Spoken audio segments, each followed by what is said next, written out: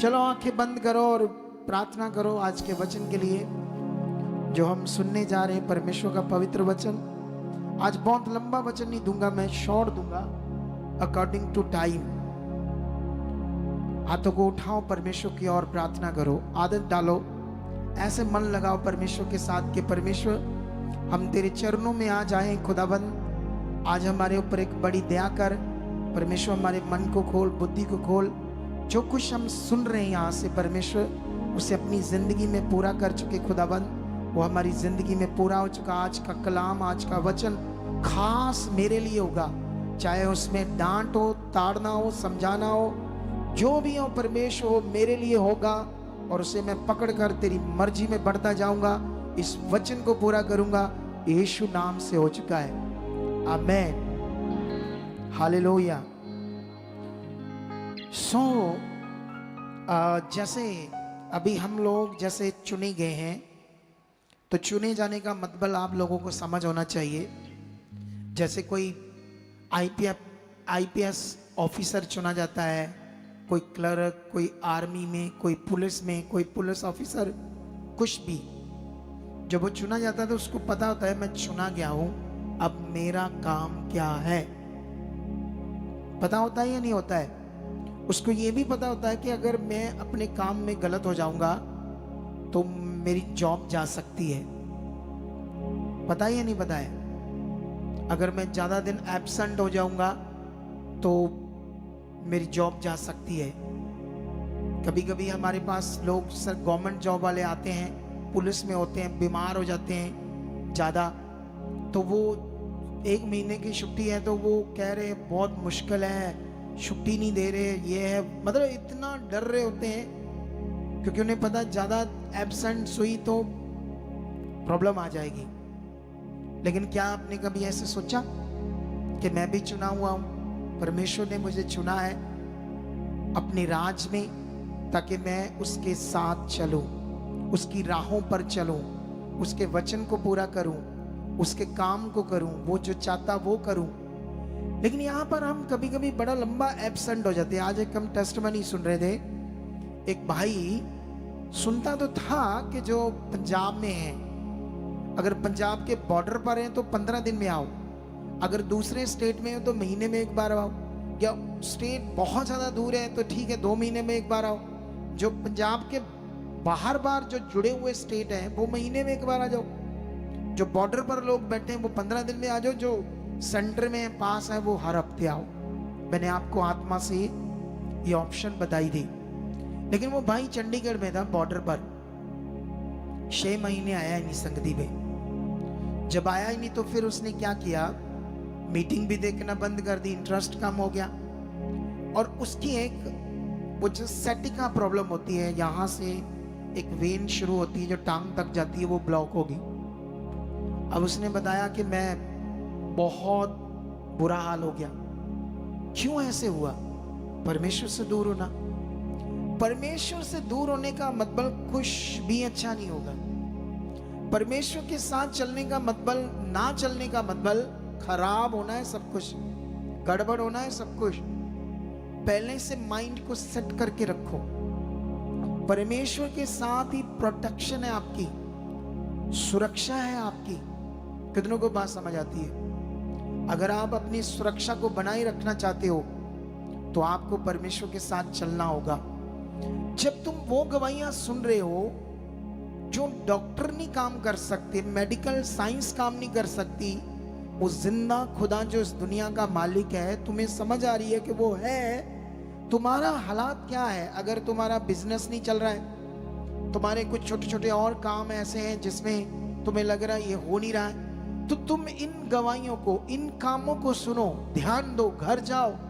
मुझे याद है जब मैं बीमार था, मैं यीशु मसीह में आया था, क्यों मैं सेवा करने लगा, क्यों मैंने अपना बिजनेस छोड़ दिया? भाई मुझे जीवन मिला परमेश्वर से। अगर मैं मर जाता तो मेरा बिजनेस खाक होता।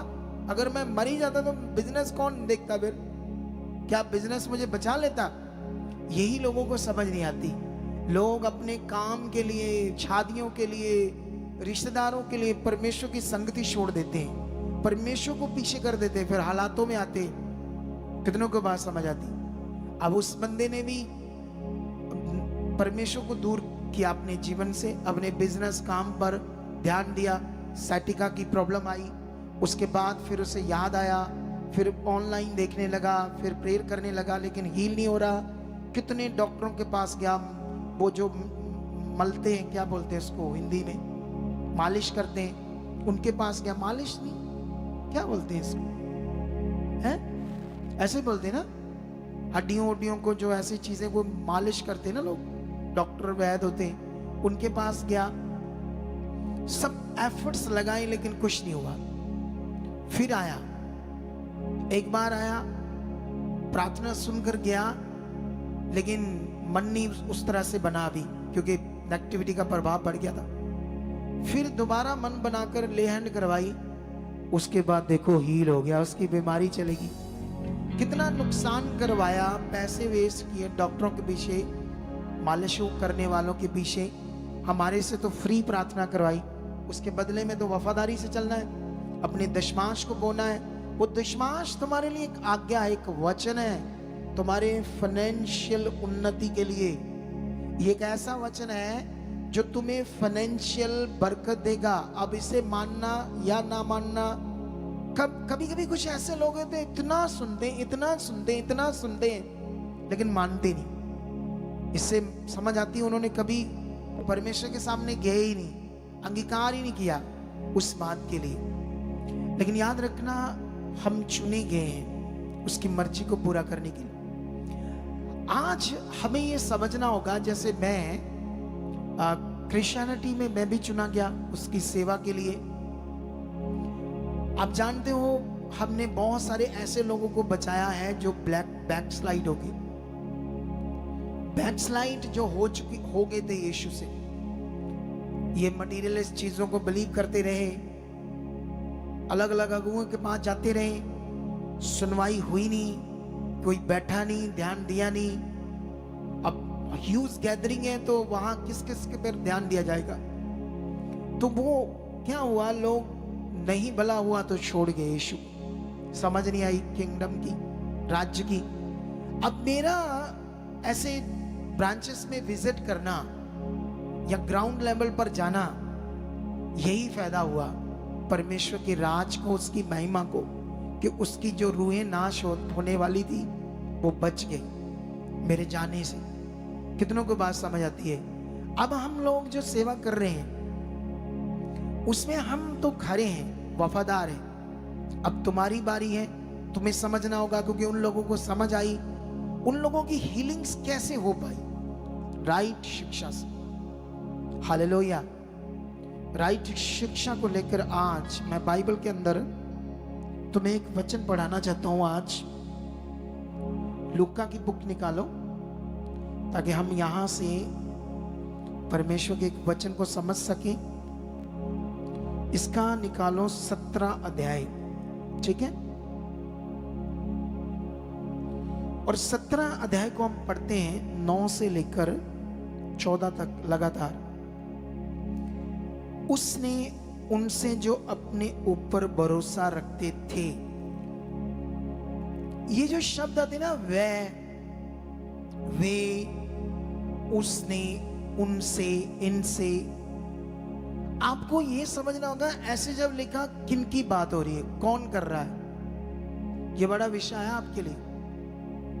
अगर आप बाइबल के अंदर ये चीज पर मैंने बड़ा ध्यान दिया, इसीलिए हम कुछ खास पॉइंट लोगों को देते हैं उनके विश्वास के लिए, ताकि लोगों का जो सही विश्वास है वो परमेश्वर के साथ बने। और यहां पर उसने मतलब यीशु ने लोगों से जो अपने ऊपर भरोसा रखते थे कि हम धर्मी हैं और दूसरों को तुच्छ जानते थे, ये दृष्टांत कहा।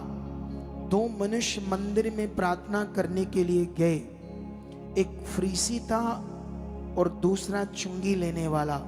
फरीसी खड़ा होकर अपने मन में यूं प्रार्थना करने लगा, हे परमेश्वर, मैं तेरा धन्यवाद करता हूं कि मैं दूसरे मनुष्यों के समान अंधेर करने वाला, अन्यायी और व्यभिचारी नहीं, और ना इस चुंगी लेने वालों के समान हूं। मैं सप्ताह में 2 बार उपवास रखता हूँ, मैं अपनी सब कमाई का 10वां अंश भी देता हूँ। परंतु चुंगी लेने वाले ने दूर से खड़े होकर स्वर्ग की ओर आंख उठाना भी ना चाहा, वरन अपनी छाती पीट पीट कर कहा, हे परमेश्वर, मुझ पापी पर दया कर। मैं तुमसे कहता हूं कि वह दूसरा नहीं परंतु यही मनुष्य धर्मी ठहराया जाकर अपने घर जाएगा। क्योंकि जो कोई अपने आप को बड़ा बनाएगा वह छोटा किया जाएगा, जो अपने आप को छोटा बनाएगा वह बड़ा किया जाएगा। जोर से बोलो हालेलुया। अब इस वचन से तुम्हें समझना होगा राइट विश्वास और राइट प्रार्थना। कितनों को बात समझ आती है? क्योंकि क्रिश्चियनिटी में इस वचन को जो वो मानते हैं, चुंगी लेने वाले की तरह अपने आप को लेते हैं वो लोग।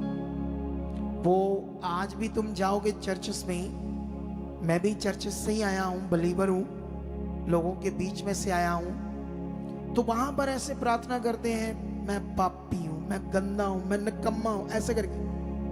प्रभु मैं कुछ भी नहीं, मैं तुच्छ हूं। क्योंकि इसको वो उठाते हैं, इस बात को, इसीलिए वो हमेशा परेशान रहते, हमेशा उनकी जिंदगी में गड़बड़ रहती है, क्योंकि वो कॉन्टेस्ट को समझते नहीं है वचन क्या है। हालेलुया। जब आपने प्रार्थना करनी है तो पॉजिटिव करनी है।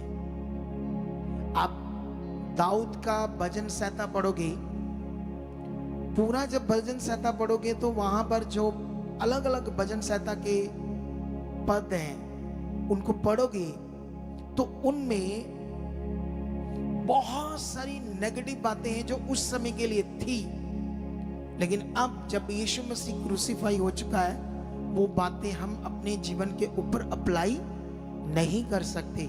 हम पढ़ सकते हैं, उनमें से अच्छी बातें भी हैं, लेकिन याद रखना ये परमेश्वर का जो राज्य है, इसमें आपका जो रोल है, आपका जो फेथ है, आपका जो कनेक्शन बनना है, आपका जो रिश्ता है, ये बड़ा अनमोल है, बहुत कीमती है, क्योंकि अनंत जीवन का सवाल है, मोक्ष का सवाल है।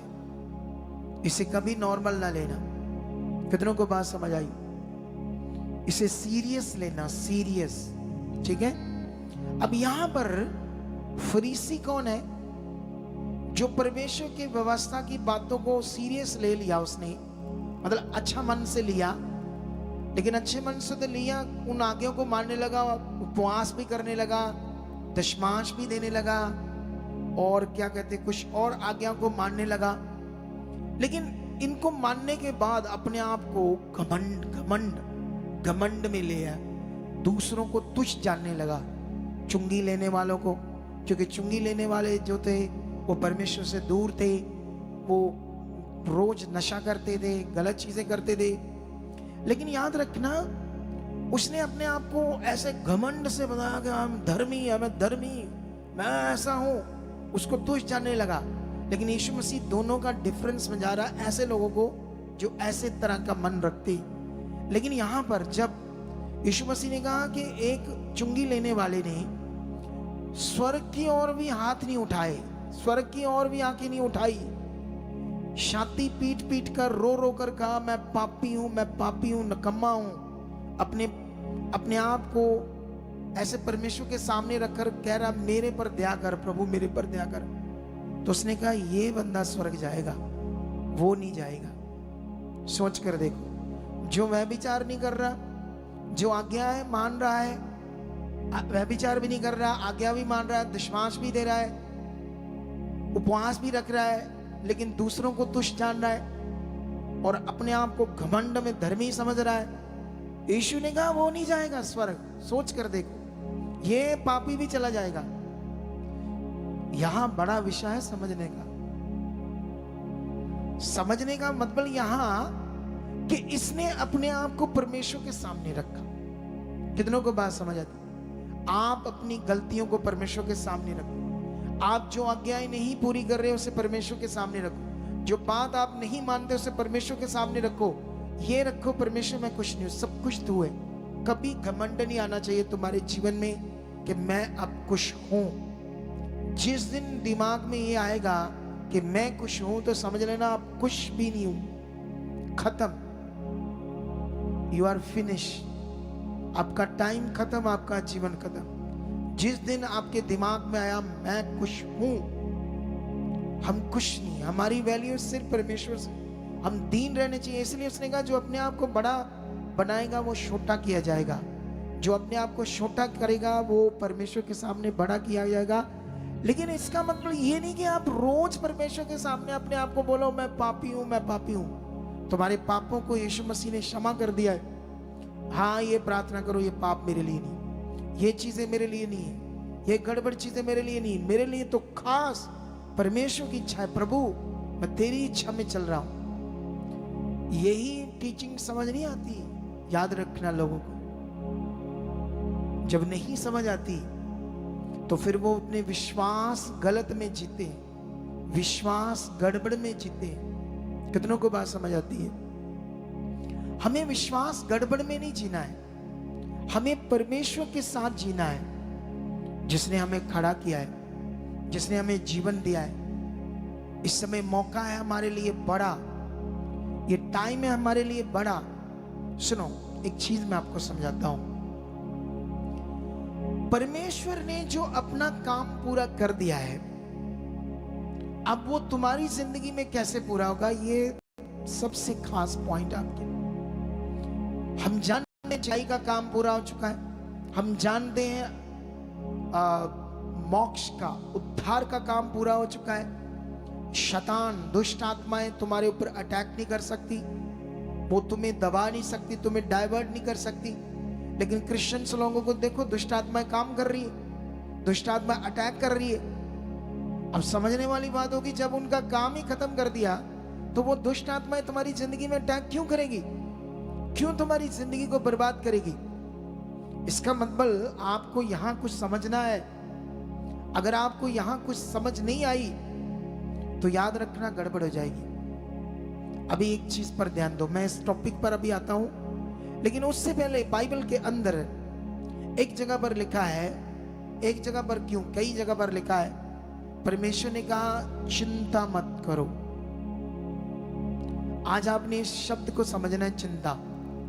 मैंने भी की, प्रभु में चलकर भी की, और मैं अगुआ होते हुए भी चिंता की कई बार। लेकिन इन दिनों में परमेश्वर ने मेरे मन को खोला और मुझे गाइड किया, मुझे समझाया कि ये चिंता जो है ना, जब आप करते हो, जैसे मान लो किसी का पति शराब पीता है, नशा करता है, वो चिंता करती है। अगर वो लड़ाई झगड़ा करता है तब चिंता करती है, काम धंधा नहीं करता तब चिंता करती है।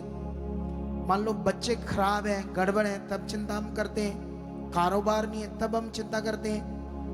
जितनी सिचुएशन हमारे सामने होती है उससे हम चिंता करते हैं, और वो चिंता जब हमारे अंदर शुरू होती है तो आपका कनेक्शन बन जाता है शैतान के साथ।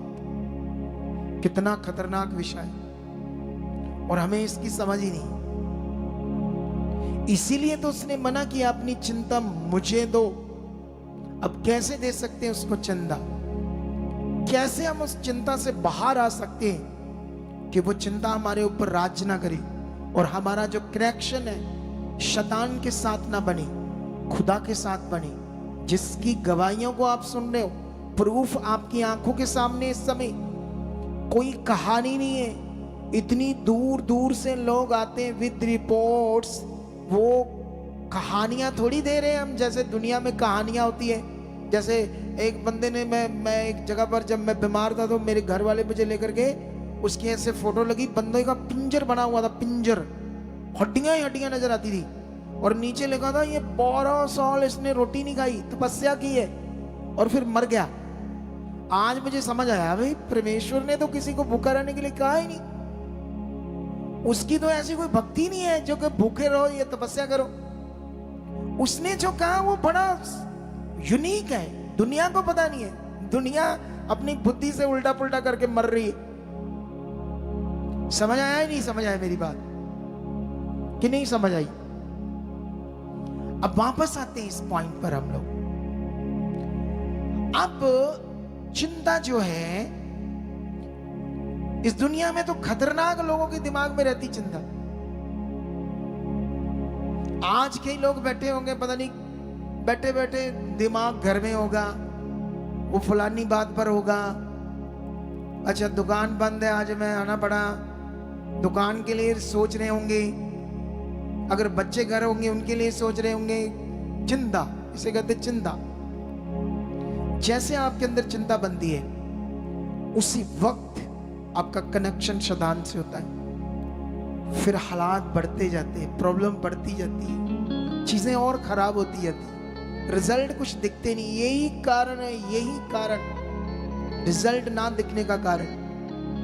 लेकिन आपको क्या करना है यहां पर? आप कैसे हम अपनी चिंता दे सकते हैं?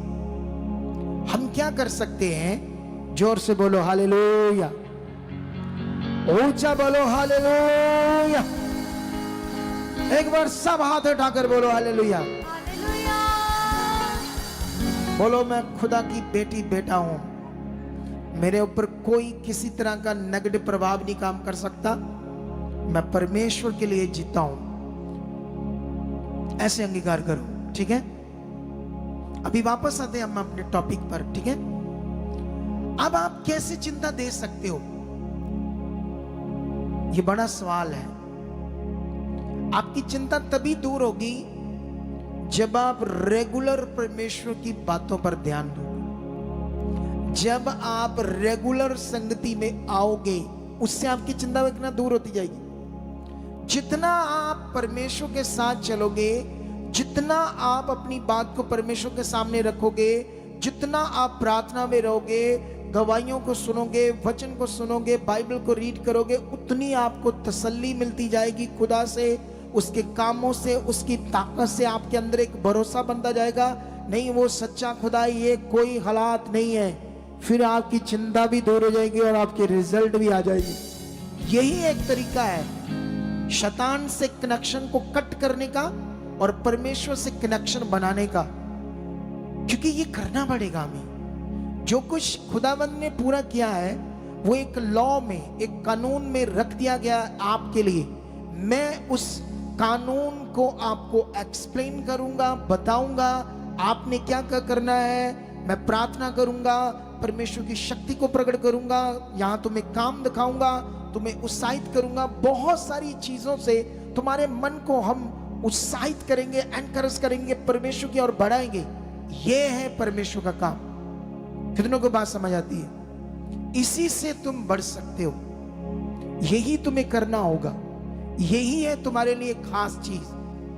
कितनों को बात समझ आती है? एक थंबनेल पर लिख देखो क्या लिखा आज।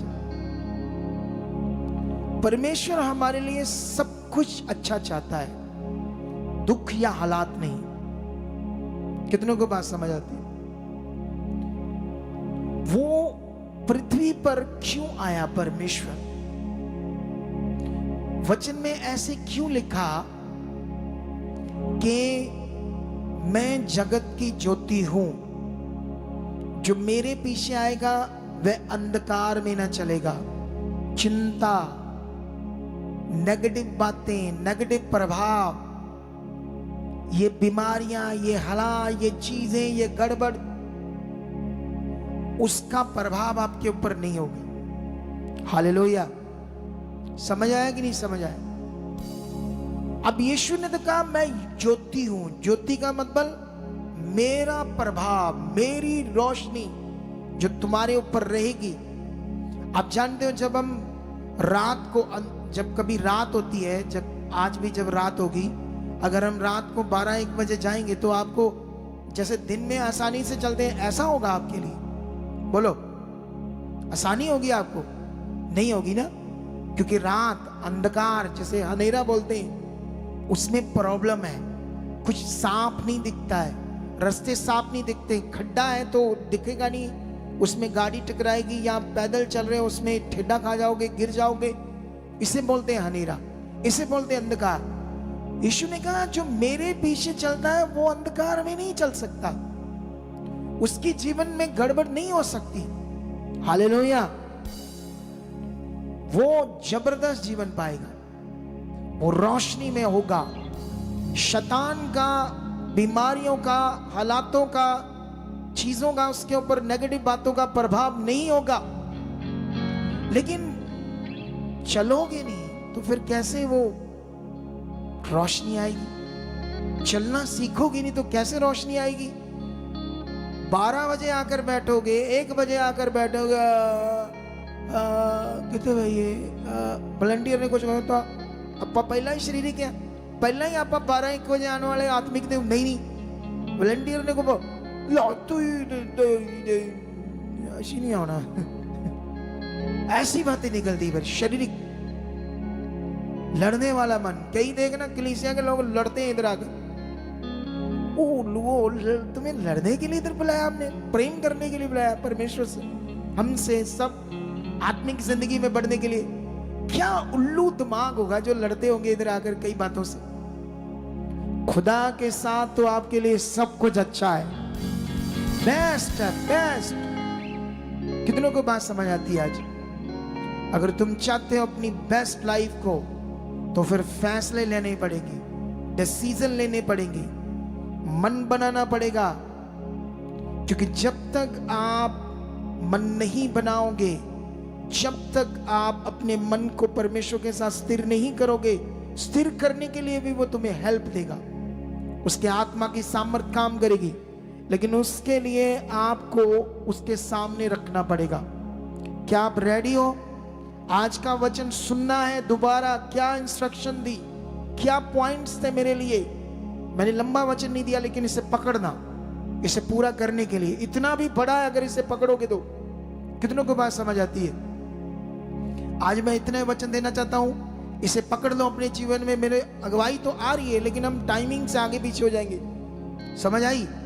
लेकिन जितने भी ब्रांचेस में लोग बैठे वो भी सीरियस हो जाओ खुदा के साथ, क्योंकि ये मिनिस्ट्री अब बढ़ने वाली है, बहुत जबरदस्त। और तुम इस मिनिस्ट्री के साथ, तुम पार्ट हो इस मिनिस्ट्री का, हिस्सा हो, तुम अंग हो इस मिनिस्ट्री के।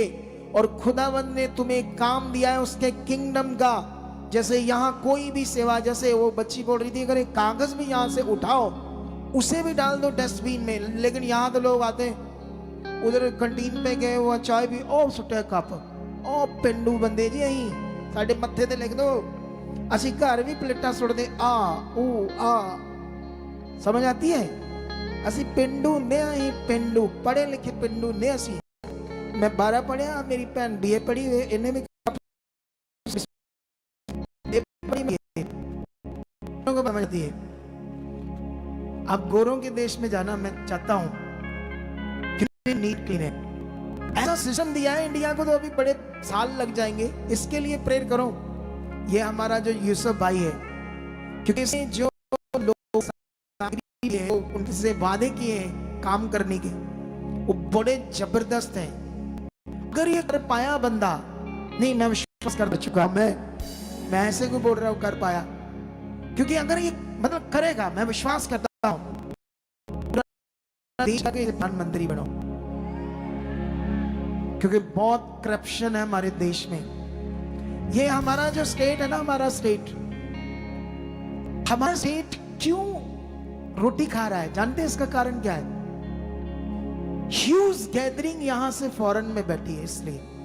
ऐसा नहीं कि यहां कोई इनकम है खास, यहां की इनकम कुछ नहीं है, स्टेट की पर्सनली इनकम खेती है, उसका क्या है, बहुत नॉर्मल इनकम है। स्टेट का खर्चा भी नहीं पूरा कर पाएगी वो। 4 लाख करोड़ है हमारे स्टेट के ऊपर कर्जा। अभी पिछली सरकारों तक में भी शायद 3.5 लाख था, लेकिन अभी 4.5 लाख के समथिंग पहुंच चुका है हर के ऊपर कर्जा। लेकिन इस बंदे ने 5 सालों में 5 लाख करोड़ खर्चा करना है जनता के ऊपर, सिस्टम के ऊपर।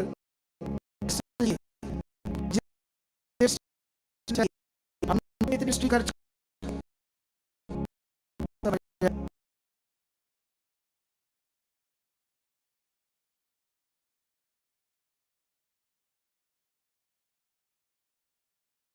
फॉरेन के देशों में बैठी है। पंजाब में शायद ऐसा कोई कमी सेट है, नहीं तो ये भौंके बहाड़े हो जाते हैं स्टेट के, क्योंकि यहाँ पर्सनल इनकम ही नहीं है, पर्सनली सिस्टम ही नहीं है। जैसे आप केरला में जाओ, केरला का जो उनकी जो इनकम है वो है सबसे ज्यादा नारियल की खेती और वहां के शुद्ध मसाले, और उनसे वो उनकी जो आर्थिक और वहां क्रिश्चियन सारे तो सब दिए। लेकिन अभी हमने बढ़ना है किसके साथ? खुदा के साथ। वफादार बनना है। आप वफादार बनो, वो तुम्हें अपनी वफादारी दिखाएगा। तुम्हारे सामने वो दिखा रहा है बड़ी हिंस करके, चमत्कार करके। अब बारी है तुम्हें ऊपर उठने की, तुम्हें चमकने की, आगे बढ़ने की, कुछ बढ़ दे। अगर तुमने बढ़ देखा है तो तुम्हारे साथ है यीशु नाम से।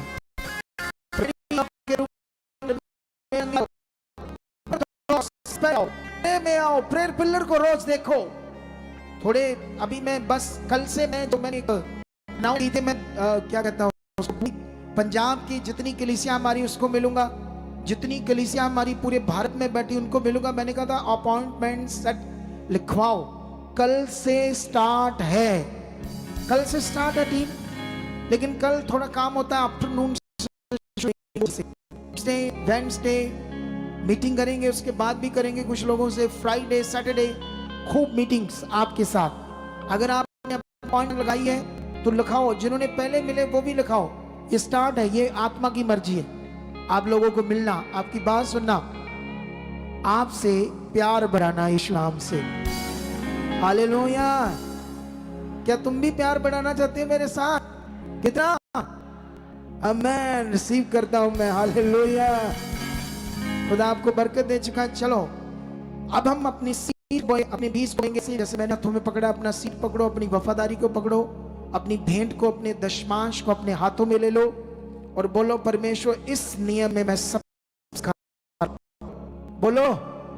ओ लोगों इधर मुझे देखो, मैं क्या बोल रहा हूं, ऐसे ध्यान देकर बोलो, इस नियम में मैं सबसे खरा हो चुका हूं। बीज बोने के नियम में परमेश्वर तेरे राज की सेवा के लिए बचाने की बात की। अपने बीजों को पकड़ो अपने हाथों में। और मैं प्रार्थना करता हूं, इससे पहले हमारे जो ऑनलाइन ये हमारी सोसाइटी है, चर्च के अकाउंट्स नंबर बैंक से भी स्क्रीनशॉट ले लो। इन दोनों बैंक्स के क्यूआर कोड के द्वारा आप किसी भी ऐप के द्वारा, गूगल पे उनको भी अलग अलग होते हैं, उनके द्वारा, सब ऐप्स के द्वारा आप अपने इन क्यूआर कोड के द्वारा अपनी सीट को बोल सकते हो। और अगर आप फॉरेन से देख रहे हैं तो ये व्हाट्सएप नंबर है, मेरे ग्राम में होता है, आपसे बात तो नहीं होगी लेकिन आपका मैसेज, आपका बीज सही से परमेश्वर काम में यूज होगा।